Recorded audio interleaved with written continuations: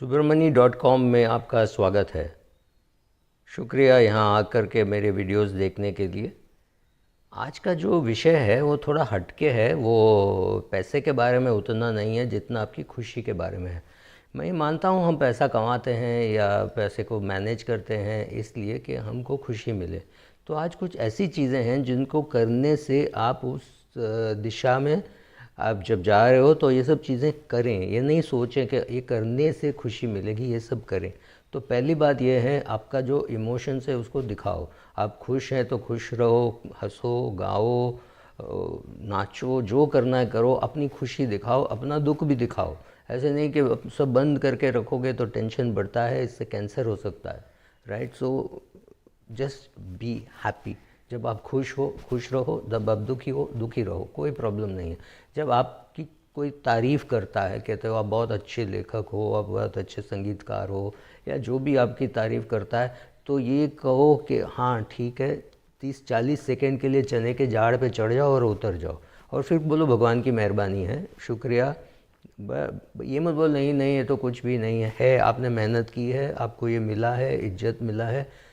बस 20-30 सेकेंड के लिए उसको एंजॉय करके नीचे आ जाए। ऐसे नहीं कि चढ़ जाए कि भाई मैं चने के झाड़ पे ही बैठा रहूँगा, वो मत कीजिए।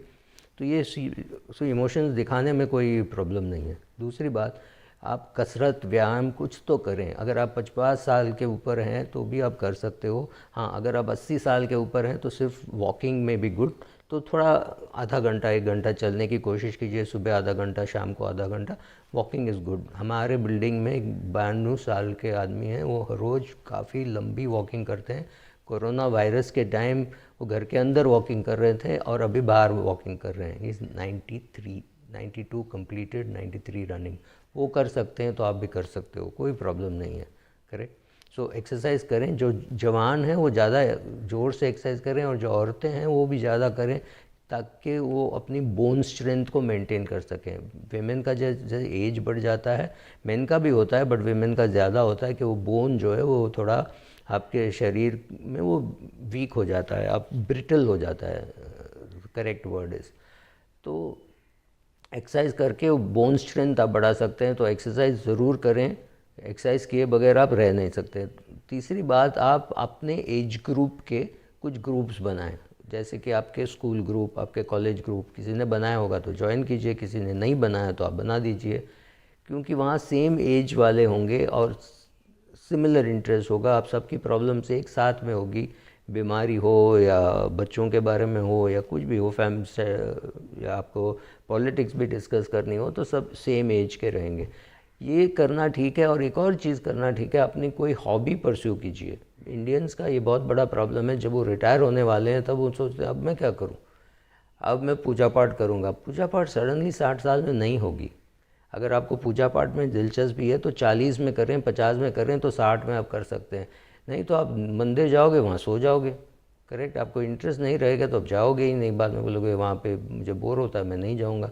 ये मत कीजिए। परस्यू अ हॉबी, और वो फिर हॉबी वाले ग्रुप्स बनाएं। Running group, cycling group, music group, कुछ तो ग्रुप बनाइए। इस ग्रुप में ये फ़ायदा रहेगा कि अगर मान लीजिए आप 50 साल के हैं, तो यहाँ पे आपको 20 साल का लड़का लड़की भी मिलेंगे और 70 साल के भी लोग मिलेंगे।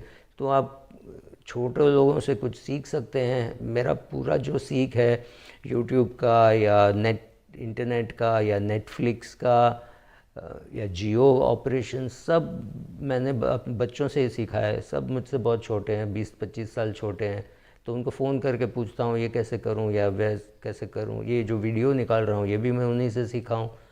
राइट? सो सीख आपको बच्चों से ज़्यादा होती है एक उम्र के बाद। 50 के बाद आई थिंक सब सिखाने वाले आपसे छोटे ही होंगे।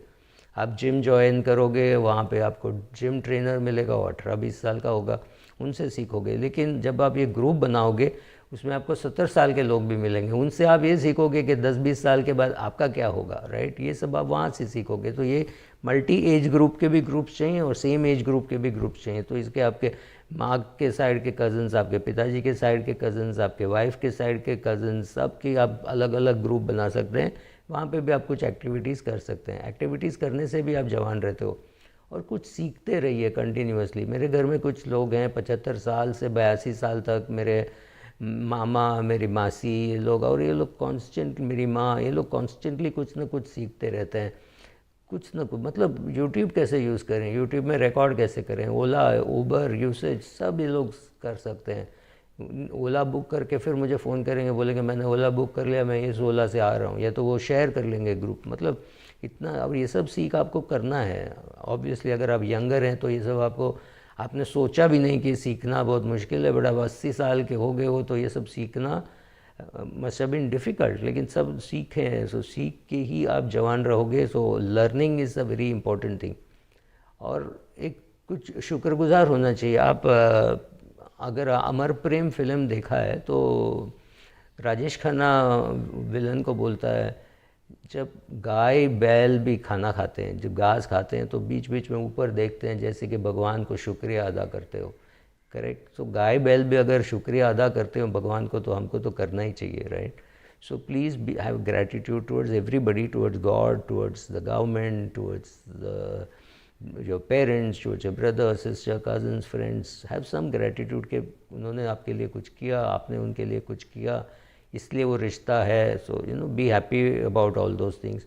और डी क्लटर कीजिए। डी क्लटर मतलब घर में जो सामान नहीं चाहिए वो सब ज़रा फेंक दीजिए। अच्छा, फेंकने को दिल नहीं करता, एक बड़ा सा सूटकेस लीजिए, उस सूटकेस में डालते जाइए चीज़ें जो आपको लगता है आपको नहीं चाहिए। फिर 6 महीने के लिए उस सूटकेस को हाथ मत लगाना। और अगर आपको 6 महीने वो सूटकेस को हाथ लगाने की ज़रूरत नहीं पड़ी, एक ऐसा निर्णय ले लो कि इसकी शायद आपको ज़रूरत ही नहीं है, राइट। कंप्लीटली डीक्लटर कर दीजिए, देते जाइए। और मैंने एक चीज़ देखा है, एक उम्र के बाद सामान खरीदने से इतनी खुशी नहीं होती है जितना सामान दे देने से होती है। जब आप सामान बांट दोगे तो लगता है चलो भाई घर से कचरा चला गया, right. So that is decluttering is very useful. घर का सामान हो या आपके पोर्टफोलियो में कुछ जंक आया हो जाता है। जैसे हम निवेश करते जाते हैं 20-30 साल में तो जंग पकड़ लेता है। तो हर रोज़, हर महीना, हर दिन आपको थोड़ा बहुत देखना पड़ेगा, भाई कचरा तो नहीं है, तो उसको साफ़ करना पड़ेगा। So do that. D cluttering definitely help. घर थोड़ा बड़ा लगने लगेगा कि भाई ये सब सामान है, मैंने ही ख़रीदा, 5,000 दे के ख़रीदा, 50,000 दे के ख़रीदा, लेकिन मैं इसका इस्तेमाल नहीं कर रहा हूँ। कुछ ऐसे व्यक्ति को दे दूँ जो उसका इस्तेमाल करें। सिंपल ना, कोई और उसका इस्तेमाल कर लेगा। अच्छा, आप ये इस पर ध्यान दें कि आप क्या खा रहे हैं। जितना हो सकेगा हेल्थी खाइए, प्रोटीन्स बढ़ाइए। इंडियन फूड में कार्ब्स ज़्यादा और प्रोटीन कम है। जैसे आपकी उम्र बढ़ती है आपको ज़्यादा प्रोटीन की भी ज़रूरत पड़ती है। ये नहीं कह रहा हूँ कि आप कार्ब्स बंद कीजिए, बट कार्ब्स प्रोटीन का रेशियो आप डाइटिशियन से पूछ के चेंज कीजिए। अच्छा, ये डाइटिशियन जो हैं वो नया है, it's a 20-30 year old science, so it may not be great, but at least आपको पता चलेगा क्या क्या चीज़ आपको खाना चाहिए, क्या नहीं खाना चाहिए। आजकल एलर्जी टेस्ट भी होता है, पता चले कि 60 साल में कि आपको वीट एलर्जी है या आपको दूध की एलर्जी है, तो आप वो भी करा सकते हैं। तो आप जितना हो सके हेल्थी खाना खाइए, बाहर का खाना जितना कम हो सके खाइए। बाहर अगर खाना ही पड़े तो इडली जैसी चीज़ खाइए जिसमें कोई तेल वेल नहीं है, तो वो संभाल के खाइए। और एक बहुत अच्छी चीज़ जो स्वामी विवेकानंद ने कहा, कंसंट्रेशन।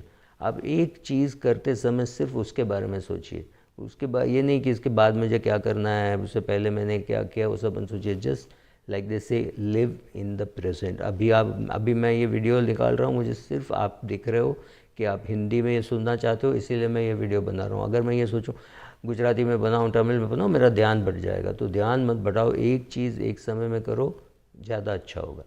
Thank you.